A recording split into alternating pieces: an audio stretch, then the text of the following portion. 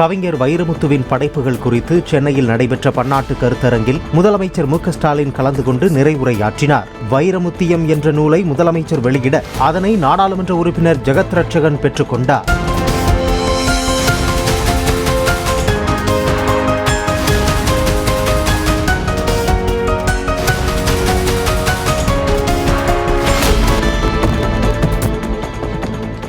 Kulasekarapattinam rocket ஏவுதளத்திலிருந்து வரும் 2 ஆண்டுகளில் rocket ஏவப்பட வேண்டும் என பிரதமர் மோடி தங்களிடம் கூறியிருப்பதாக இஸ்ரோ தலைவர் நாராயணன் தெரிவித்திருக்கிறார். சென்னை அரும்பாக்கத்தில் நடைபெற்ற பாராட்டு விழாவில் பேசிய அவர், சந்திரயான் 5 திட்டத்திற்கு அரசு அனுமதி வழங்கியிருப்பதாகவும் ஜப்பானுடன் சேர்ந்து இத்திட்டத்தை இந்தியா மேற்கொள்ள உள்ளதாகவும் கூறினார். குலசேகரப்பட்டினத்தில் 2 வருஷத்துல அங்கிருந்து ராக்கெட் போகும். நம்ம பிரதம மந்திரி எப்போ பார்த்தாலும் கேட்கறது எப்போ அங்கிருந்து ராக்கெட் போகணும் தான் கேட்குறாங்க. சந்திரயான் 5 இப்போ 3 நாளைக்கு தான் அப்ரூவல் தந்திருக்கிறாங்க. அது பார்த்தீங்கன்னா நம்ம சந்திரயான் 3ல் 25 கிலோ ரோவர் தான் போச்சு. இதில் 350 கிலோகிராம் ரோவர் போகும். ஜப்பான் இந்தியாவும் சேர்ந்து அதை செய்ய போகிறோம். நம்மளுக்கு ஒரு ஸ்பேஸ் ஸ்டேஷன் செய்ய போகிறோம்.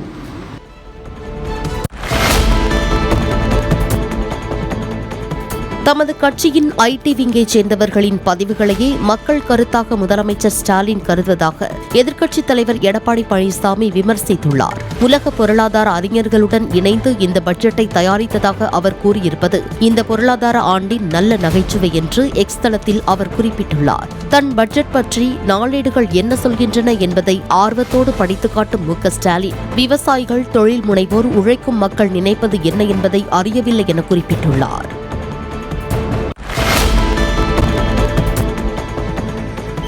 புதுச்சேரி பாரதிதாசன் அரசு பெண்கள் கல்லூரியில் நடைபெற்ற போக்குவரத்து துறை இளநிலை பொறியாளர்களுக்கான எழுத்துத் தேர்வுக்கு 15 நிமிடங்கள் தாமதமாக வந்த இளைஞருக்கு அனுமதி மறுக்கப்பட்டதால் அவர் கல்லூரி நுழைவாயிலுக்கு வெளியே அமர்ந்தபடி கதறி அழுதார்.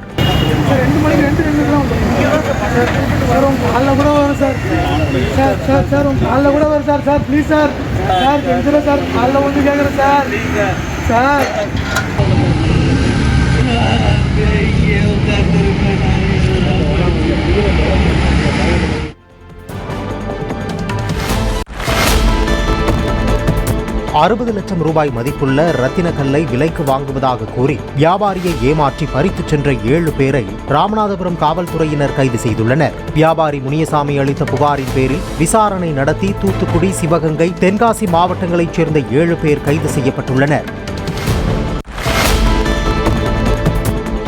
புதுக்கோட்டை மாவட்டம் மங்களாபுரத்தில் நடைபெற்ற ஜல்லிக்கட்டில் 700 காளைகளும் 300 வீரர்களும் வாடிவாசலில் களம் கண்டனர். காளையை களத்தில் அடக்கிய வீரர்களுடன் காளை உரிமையாளர் தரப்பினர் தகராறில் ஈடுபட்டதால் போலீசார் தடியடி நடத்தி அவர்களை கலைத்தனர். ஆன்லைனில் டோக்கன் வழங்காமல் பழைய முறைப்படி விழா குழுவினரே டோக்கன் வழங்க வேண்டும் என முன்னாள் அமைச்சர் விஜயபாஸ்கர் தெரிவித்தார். திண்டுக்கல் மாவட்டம் வேடச்சந்தூரில் முன்னாள் ராணுவ வீரரின் 68 வயது மனைவி சிவானந்தத்திடம் கத்தியை காட்டி தங்க சங்கிலியை பறித்தவரை காவல்துறை தேடி வருகிறது. கம்மலை பறிக்க இழுத்தபோது காது கிழிந்து ரத்தம் கொட்டியதால் வலியால் சிவானந்தம் கூச்சலிடவே அவர் தப்பி ஓடியதாக கூறப்படுகிறது. சேலம் மாவட்டம் எடப்பாடி காவல் நிலையத்தில் பெட்ரோல் குண்டு வீசிய வழக்கில் கைதாகி ஜாமீனில் விடுவிக்கப்பட்டவர் தனது தந்தையின் இருசக்கர வாகனத்தை எரித்த புகாரில் மீண்டும் கைது செய்யப்பட்டார். ஆதி என்கிற ஆதித்யா என்பவர் தந்தையின் இருசக்கர வாகனத்தை தீயிட்டு கொளுத்தியதாக அவரது தாயார் சுகந்தி அளித்த புகாரின் பேரில் போலீசார் நடவடிக்கை எடுத்தனர். கன்னியாகுமரி சென்னை எக்ஸ்பிரஸ் ரயிலில் முதல் வகுப்பு ஏசி பெட்டியில் துர்நாற்றம் வீசியதால் திருநெல்வேலி ரயில் நிலையத்தில் பயணிகள் ஆர்ப்பாட்டத்தில் ஈடுபட்டனர். பயணிகளுக்கு 2ஆம் வகுப்பு 3ஆம் வகுப்பு ஏசி பெட்டிகளில் இடம் மாற்றி கொடுத்த பிறகு அபாய சங்கிலியை இழுத்ததன் காரணமாக 40 நிமிடங்கள் தாமதமாக கன்னியாகுமரி எக்ஸ்பிரஸ் ரயில் நிலையத்தில் இருந்து புறப்பட்டு சென்றது. திமுகவின் தேர்தல் வாக்குறுதியான கரும்பு கொள்முதல் விலை டன்னுக்கு ₹4000 வழங்கப்படும் என்பது தமிழக வேளாண் பட்ஜெட்டில் இடம்பெறவில்லை என விடுதலை சிறுத்தைகள் கட்சித் தலைவர் திருமாவளவன் தெரிவித்துள்ளார். பெரம்பலூரில் செய்தியாளர்களை சந்தித்த அவர் வேளாண் பட்ஜெட்டில் பிற துறைகளுக்கான நிதி பங்கீடும் குறைவாக இருப்பதாக தெரிவித்தார்.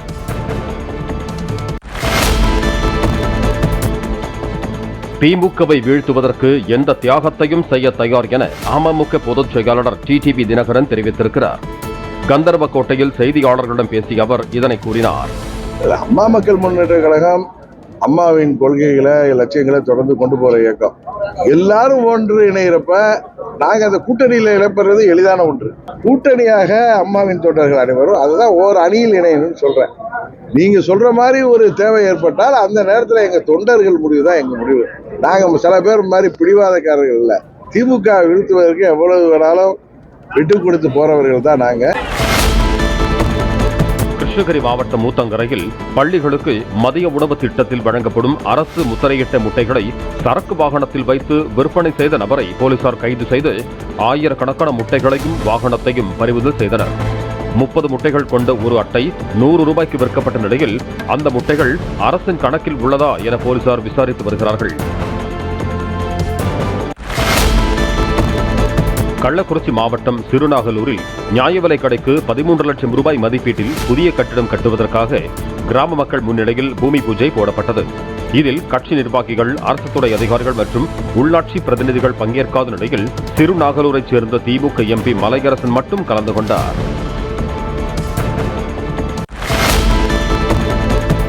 திருப்பரங்குன்றம் சுப்பிரமணிய சுவாமி கோயிலில் பங்குனி பெருவிழாவை முன்னிட்டு நடந்த சூரசம்ஹார லீலையை பக்தர்கள் கண்டு மகிழ்ந்தனர். தங்கமயில் வாகனத்தில் தெய்வானை அம்மனுடன் 4 வீதிகளிலும் உலா வந்து எழுந்தருளிய சுப்பிரமணிய சுவாமி சூரனை வதம் செய்த காட்சி இடம்பெற்றது.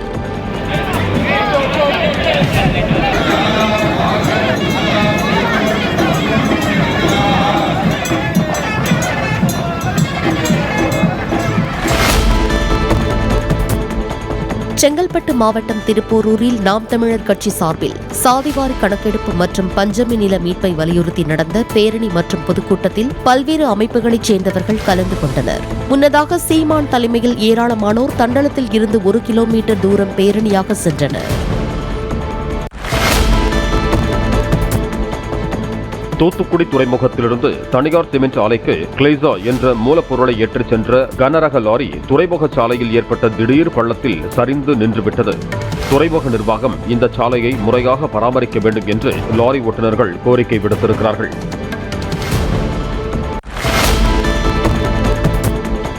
நாமக்கல் பள்ளிப்பாளையம் அருகே கடந்த 15ஆம் தேதி 90 வயது மூதாட்டியை நகைக்காக கொடூரமாக கொன்ற 2 பேர் கைது செய்யப்பட்டனர். விசாரணையில் குடி மற்றும் கஞ்சா பழக்கத்திற்கு அடிமையான இருவரும் சம்பவத்தன்று அதிகாலையில் வீட்டில் தூங்கிக் கொண்டிருந்த மூதாட்டி காதில் இருந்த 2 கிராம் தங்கத்தோட்டை பறிக்க முயன்றுள்ளனர். வலியால் கத்திய அவரது முகம், மார்பில் இருவரும் கண்மூடித்தனமாக தாக்கி கொன்றது தெரியவந்தது. திண்டுக்கல் மாவட்டம் காந்தி கிராமம் கிராமிய பல்கலைக்கழகத்தில் மாநில அளவில் கல்லூரிகளுக்கு இடையே வாலிபால், கால்பந்து, கபடி போட்டிகள் 2 நாட்களாக நடைபெற்றன. 36 அணிகள் பங்கேற்ற இந்த போட்டிகளில் வெற்றி பெற்று முதல் 4 இடங்களை பிடித்த அணிகளுக்கு கோப்பையும் பரிசு தொகையும் வழங்கப்பட்டன. திண்டுக்கல் மதுரை தேசிய நெடுஞ்சாலையில் வத்திப்பட்டி அருகே இணைப்பு சாலையில் கட்டப்பட்டுள்ள பயணிகள் நிழற்குடையில் ஊரின் பெயர் பலகை தொடர்பாக பொதுமக்கள் வாக்குவாதத்தில் ஈடுபட்டனர். வத்திப்பட்டி என்பதற்கு பதிலாக ரெட்டியப்பட்டி என எழுதப்பட்டிருந்ததால் 2 கிராமத்தினரும் அங்கு குவிய தகவல் அறிந்து வந்த போலீசார், வருவாய்த்துறையினர் தாலுகா அலுவலகத்தில் பேச்சுவார்த்தை நடத்தி விரைவில் தீர்வு காணப்படும் என கூறி அவர்களை சமாதானப்படுத்தினர்.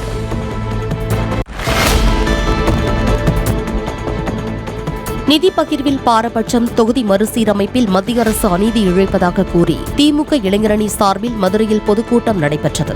இதில் பேசிய அமைச்சர் மூர்த்தி, புறநகர் பகுதியில் மட்டும் நடைபெற்ற ஜல்லிக்கட்டு போட்டிகள் இனி மாநகர் பகுதியிலும் நடத்த ஏற்பாடு செய்யப்படும் என்று தெரிவித்தார்.